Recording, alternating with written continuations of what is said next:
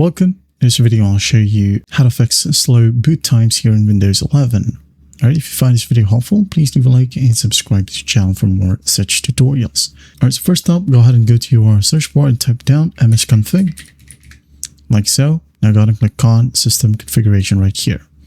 Wait for it to load.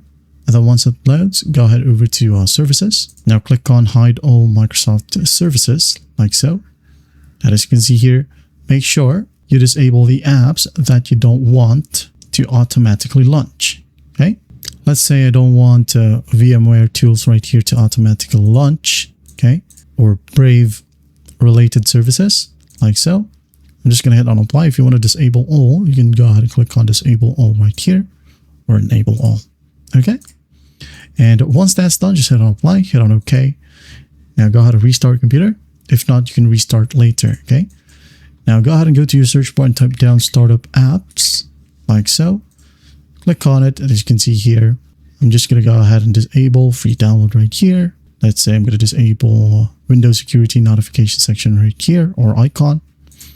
That's it. Okay, if you have a ton of applications like Discord or Riot Games or the Riot Client Steam app that is enabled, you can go ahead and disable them for a smooth startup, all right, or a faster startup. Now close this one. Let's go ahead and go to our search bar once more and type down power options. All right, now go ahead and click on edit power plan. Now go ahead and go back to power options right here at the top. All right, now go ahead and click on choose what the power button does. Click on it. Now go ahead and click on change settings that are currently unavailable. All right, most computers do have the option to toggle on turn fast startup right here, so just basically enable it, and once done, hit on save changes. And after that, the last thing would be is to go ahead over to our search bar and type down run. Okay, click on run right here. Now what we'll do is just open up power cfg.cpl. all right, hit on enter, wait for it, and here we have show additional plans. Make sure to select high performance or ultimate performance if you have that option.